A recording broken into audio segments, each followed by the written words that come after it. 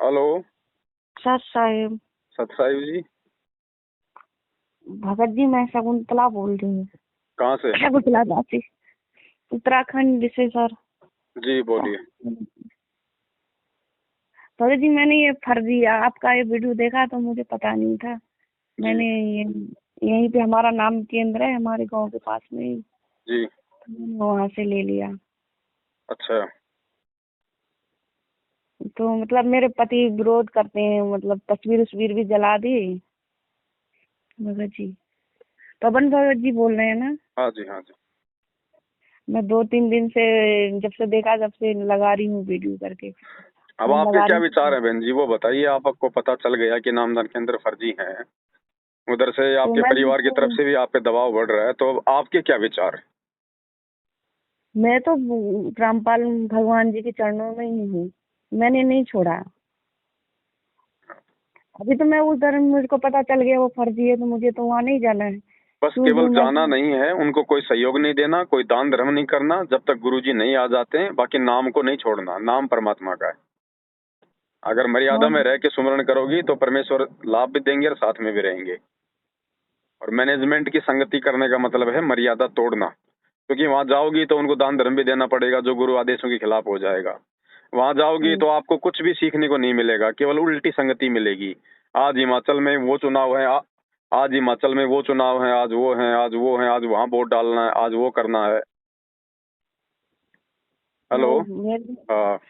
मेरे भगत जी, मतलब भगत जी वो, मतलब वैसे तो कुछ नहीं बोलते हैं। वो बोलते हैं मतलब नकली बाबाओं के पीछे मत पड़ो, ये बोलते हैं। और हमारे रामपाल भगवान जी जेल में हैं, वो सब ये देखते हैं तो लगता है कि वो गलत है, लेकिन हम मेरे लिए तो भगवान है, मैंने तो उनको भगवान मान लिया। देखो, आपके भगवान को पति को ज्ञान अपना। नहीं है बहन जी, वो कुछ भी बोल सकते हैं, आपने उनकी बातों का बुरा भी नहीं मानना और आपने उनकी बातों का अपने दिल पे कोई असर भी नहीं डालना। वो कुछ भी बोल सकते हैं बहन जी, काल प्रेरित हैं, नाम से दूर हैं, ज्ञान से दूर हैं। आपको समझ में आ गया तो बहन जी, अपने आत्म कल्याण के लिए परमात्मा ने कह रखा है कि ना अपने पति की बात माननी, ना अपने माँ बाप की, ना अपने सास ससुर की, केवल परमेश्वर के ज्ञान मार्ग से फिर आगे बढ़ना है। हाँ भगत जी, तो मतलब तस्वीर तो वही है, लेकिन मैंने कल तस्वीर देखा का हमने। कोई मैटर नहीं है भगत जी। तस्वीर अगर फाड़ दी है, जला दी है, आपको कोई दुख नहीं होना चाहिए। तस्वीर में भगवान नहीं बैठा है। भगवान है तो आपके हृदय में है, भगवान है तो शब्द रूप में है। मैंने तो वो ऐसे जला दिए तो मैंने बोला आप तो मेरे हृदय में हैं करके। आप मेरे को तो हृदय से नहीं निकालेंगे, नहीं निकालूंगी, वो मेरे हृदय से नहीं निकाल पाएंगे परमात्मा को। आप उनको जला दो, वो तो तस्वीर ही है। मैं तो उनको ये जान के, मतलब जो जला रही थी कि परमात्मा को देखूंगी तो अच्छा लगेगा, ये जी, जान के सामने कोई रहेंगे बात तो। नहीं, वो आप अपने मोबाइल में देख लिया करो बहन जी। तो नहीं, मैंने फिर दोबारा से ले लिया, उनको गलती का एहसास हुआ बाद में। तो अभी तो कुछ नहीं बोलते हैं, लेकिन मैंने अपना उनका कमरे में नहीं रखा, मैंने परमात्मा की जोत किचन में जलाती हूँ। हाँ, तो कोई दिक्कत नहीं उसमें भी। अच्छा, मतलब तो ये गंगा जल तो है नहीं, वो नाम केंद्र का है, और प्रसाद वही नाम केंद्र की है, तो क्या करूं फिर भगत जी? कोई बात नहीं बहन जी, आप अपना एक पानी का बोतल भरो, परमात्मा के दरबार में रखो और मालिक से दंडवत करके अरदास करो, वही आपका चरणामृत है। और प्रसाद जी प्रसाद भी परमात्मा की। मार्केट से ले आओ, थोड़ा बहुत मालिक के दरबार में रखो, दंडवत करके उनसे प्रार्थना करो, वो आपका और प्रसाद है बहन जी। जय कबीर और सुनो भाई साधो, मैं तो हूँ विश्वास में, भक्ति विश्वास भी है। भगत जी, हलवा, आप हलवा बोल रहे थे देसी घी का, तो वो सुबह शाम करना है करके। आप कितने टाइम खाना खाती हो?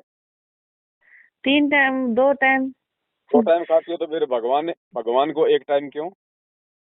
नहीं नहीं, मैं अभी तो नहीं लगाती, मैं तो प्रसादी का ही लगा रही थी। हाँ, तो दो भी लगाओ, लेकिन दोनों टाइम लगाओ ना।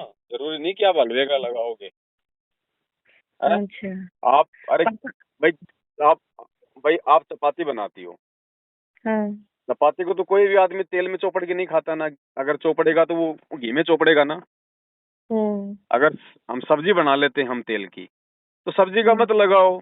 जो चपाती है, एक चपाती रख के भगवान के आगे मालिक का भोग लगा दो छोटी आरती के साथ में।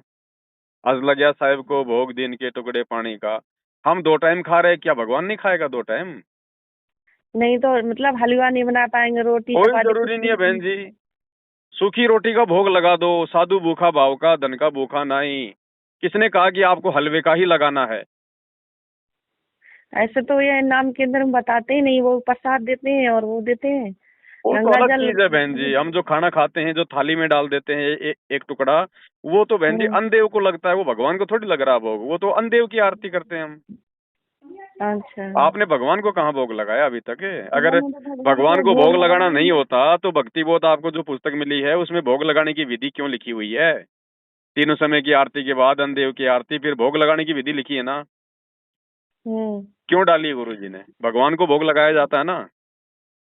तो वही मैं बोली आपका फोन लग जाए तो अच्छे से परमात्मा का मतलब भक्ति कर पाऊँ, भोजन को भोग लगा पाऊँ, इसलिए बिल्कुल। मैं फोन कर आपके रही थी। भाव बने रहेंगे बहन जी। भोग लगाने का मतलब है आपने गुरु जी को भगवान के रूप में स्वीकार किया है, और आपके भाव बने रहेंगे आपके। हम्म।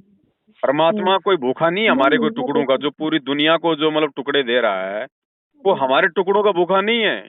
लेकिन इस माध्यम से परमात्मा ये चेक करता है कि इस आत्मा के हृदय में अपने गुरु जी को भगवान मानने की प्रेरणा हो रही है कि नहीं हो रही है, ये कुछ समझ रही है कि नहीं समझ रही है। भाव ये है बहन जी। घर पे रिश्तेदार आ जाता है तो क्या हम उसको एक टाइम ही खिलाएंगे क्या? छोटी वाली।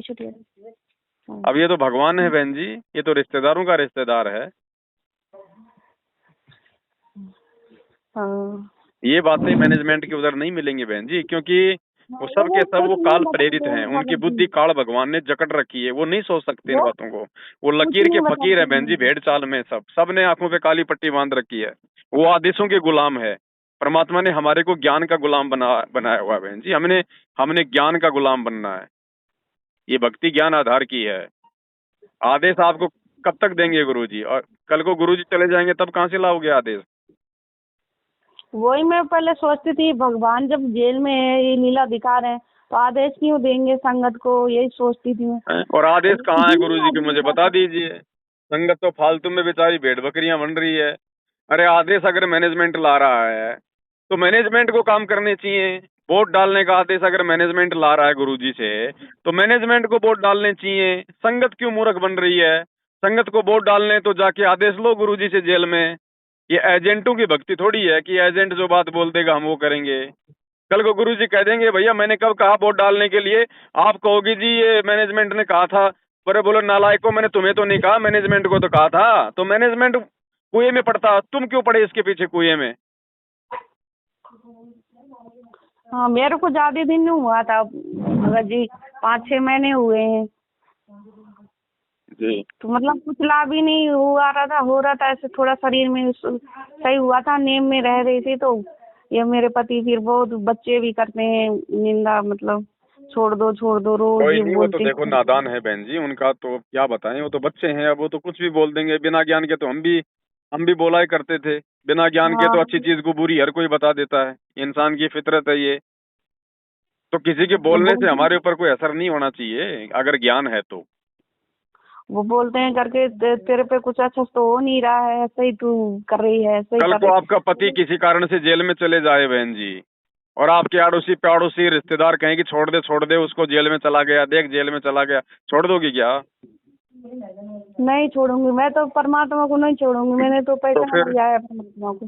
तो काल भी तो कुछ मैं करेगा ना पीछे से काल क्या करेगा? काल कोई चुपचाप थोड़ी बैठा है।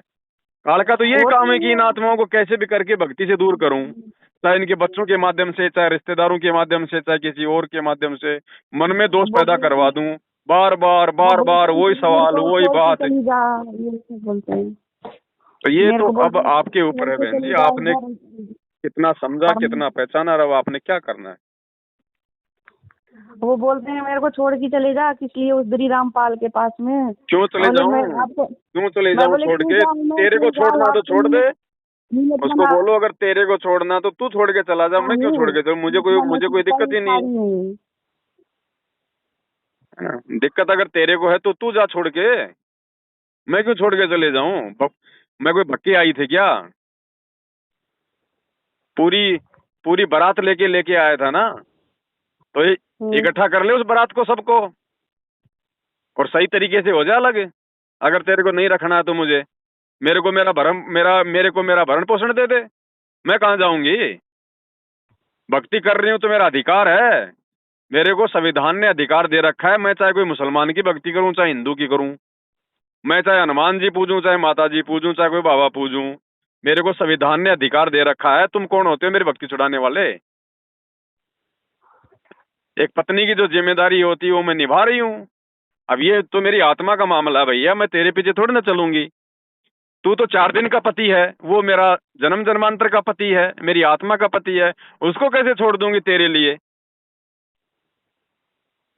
तब बहन जी परमात्मा आपकी तरफ ध्यान देगा। और बात बात पे डरने वाली, सहमने वाली, बात बात पे पति की हाँ में हाँ मिलाने वाली, उनके पीछे भगवान नहीं रहता।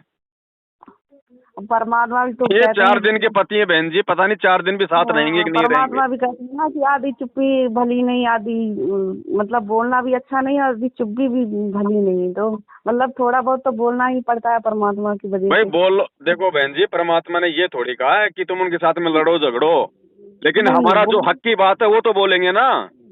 वो तो बोलते हैं परमात्मा, मतलब हक है तो अगर बोलो। अगर हक की बात भी बोल दोगे तो फिर बहन जी वो काल प्रेरित लोगों में इतना ही कलेजा होता है, फिर वो तब तक ही आपको दबाते हैं जब तक आप चुपचाप सुनते हो। हम्म, ठीक है, वो तब तक ही बोलते हैं। जब आप थोड़ा सा उनको ज्ञान से जवाब दोगे ना तो उनको लगेगा भाई ये नहीं मानने वाली, फिर वो काल कहेगा बेटा चुपचाप रहे नहीं तो ज्यादा लफड़ा हो जाएगा, फिर वो शांत हो जाते हैं। वैसे तो बहुत शांत हो गए हैं, लेकिन और थोड़ा ये परमात्मा का जोत जलाने में बोलने लग जाते हैं, घी का जलाती है। किसका ये जलाती हूँ? उनको देख ले सामने है कौन है, उनको तेरे को पता नहीं? तू अंधा है क्या? तू बहरा है क्या? तेरे को पता नहीं मैं किसकी जोत जलाती हूँ? फिर क्यों मेरे से बार बार वही सवाल करता है? तो मैं बोलती हूँ आपको पता नहीं है मैं किस लिए जोत जला रही हूँ। जो मैं जला रही हूँ वो अपने लिए जला रही हूँ, अपने परमात्मा के लिए जला रही हूँ। बस। मेरा स्वार्थ है इसमें, मैं ही जला रही हूँ, बस हाँ। स्वार्थ के लिए ही जला रही हूँ। उनको तू किस लिए सुबह नहा धो के खा पी के घर से बाहर निकलता है? तू किस लिए निकलता है? कहाँ जाता है? बोलेगा मैं तो काम धंधा करने जाता हूँ, नहीं तो खाएंगे क्या? बोले भैया मैं भी मेरी आत्मा के लिए जोत जलाती हूँ, ये भक्ति नहीं करूंगी तो अगले जन्म में कुतिया बनूंगी तेरे चक्कर में आके। मैं भी अपने आत्म कल्याण के लिए करती हूँ, तुझे नहीं करना तो ना कर, मैं तो करूंगी।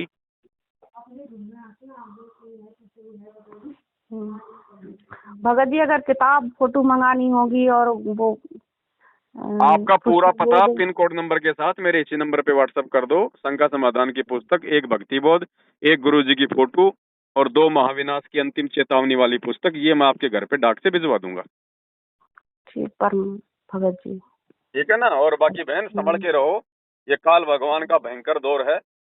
जब तक गुरु जी नहीं आ जाते हैं, आगे आगे समय भी खराब है, हमारी परीक्षा भी और ज्यादा होगी।